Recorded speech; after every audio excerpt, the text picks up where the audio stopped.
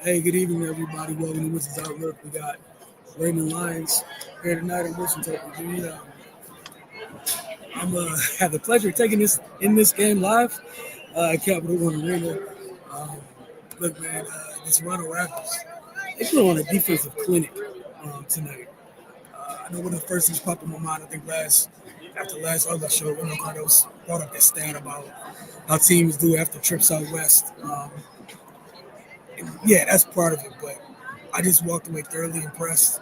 Like death taxes in Toronto is going to play good defense. That's it. Rate of ball pressure from the guards in this game was on a whole different level. You already know you got off night. You're in for a long one. Then with Davion Mitchell, Shed coming off the bench. But RJ Barrett was sitting in the chair out there tonight, sliding him. Scotty Barnes is part for the course, but again, just each quarter that went by, I was just more impressed by the attention to detail, the intensity on defense, like to the point so where there's a couple times during the game where they picked up fouls defensively from not honestly just pushing the line of what you can get away with, like old school Seattle Legion of Boom style. They can't call everything, and that's how the Raptors rolled tonight with it. And they only got called for a couple of times in terms of defensive fouls, but I think he almost evened out, if not when you think about all the illegal screens that they forced tonight because of their ability or their decision to refuse to be screened. But I want to get your take on this one. Yeah, that Toronto defensively just smothered the Wizards. They forced 25 turnovers. I mean, we already know that Washington that it first of all if they're not shooting the ball well, then it's a wrap. But you put that type of inefficient offense up against a defense like Toronto, and you get a bloodbath, and that's exactly what we got tonight, man. Like you brought up, Toronto pressured them, caused turnovers, got out and ran, and just made things easy. This is another game that was over at the end of the first 12 minutes. Um, the Wizards just couldn't execute. They couldn't get anything going, and that continued from uh, from start to finish, man. Yeah, it's. I feel for you, brother. to have to brave that trek, but yeah, no, Toronto, man, they defensively, the- and we always talk about teams that do things well, that speak to the Wizards' deficiencies. Toronto's got a lot of that going on. And you were talking about their aggressiveness. They sent Washington to the line a fair amount of times, but I mean, the way they just handcuffed them everywhere else, it really didn't matter, as you can see by the final score. But yeah, just the defensive masterclass from the Raptors. Like you said, you talked about how many times Washington got to the line 29 times. They were 21 to 29.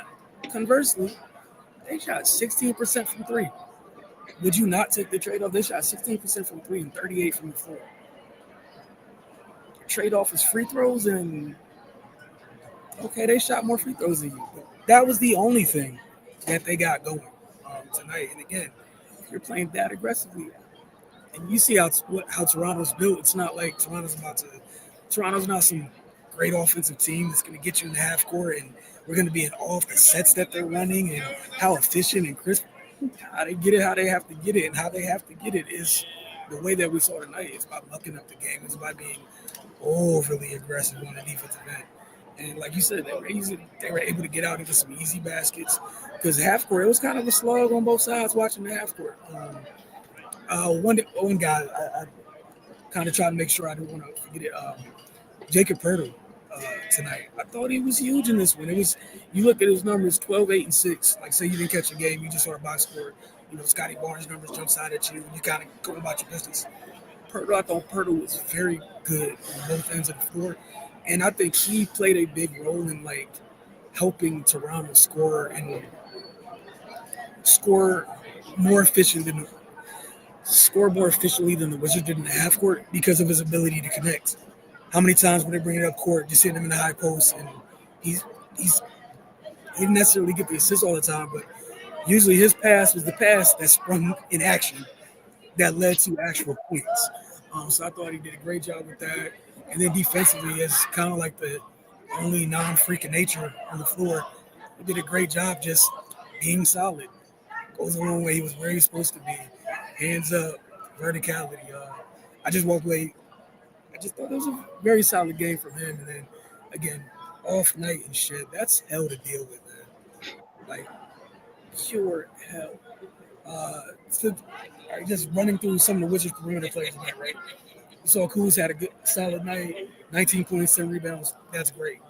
After Kuz, Keyshawn George shot 4-10. And that was one of the better nights for a Wizards player on the perimeter. Poole 1 for 9. They were underneath his jersey. They did not let him have any type of space or comfort. Koulibaly was 1 for 6. Bub 1 for 4. Kispert was 4 for 11, but they ran that man off the 3-point line so much. Every time I tweeted about Kispert tonight, it was talking about how good a job he did finishing at the rim. That's not what they pay him for. You had the other teams like Shooter putting the ball on the floor, finish like showing us that he could finish, which was great. But if that's what Corey Kispert is doing instead of the other thing that he's there to do, you're playing damn good defense. You beyond did your job. Champagne might have been the only perimeter player that had a solid night, 5 and 7 for the floor, 12 points, 6 rebounds. But they had them folks in hell defensively. And who else was it I was going to say off the bench? It was good to see Garrett Temple. But Robinson, I remember him from a couple years back, Summer League, Miami, the big. He was spelling Pirtle a little bit tonight. But yeah, man, just the defense. Toronto's freaking defense. I got nothing else to add. There's nothing else for me to talk about. That's all I got. So I'll ask you, player to get. Toronto's defense. Hey, man. Did you also have that for X Factor? Yeah, actually, yeah. Because just the way they jumped out on them, and it's not too many teams that are that aggressive defensively, and then just keep that pressure up. Some teams will do it in spells, but the Raptors, like even when they were up 30, it was still the same. Not only that, do you want to know what part of the game that the Wizards eclipsed 40 points? 4 minutes into the third quarter. In today's NBA, you were strapping. Shout out to Scotty Barnes for the 24, but sir, I don't care. Just hellacious defense. And he had a good night offensively. He's at a 19, and that's great. I'm just gonna walk away with damn, I haven't seen a team strapped like that in a while. They hit 40 points with 8 minutes left in the third. People have 40-point quarters.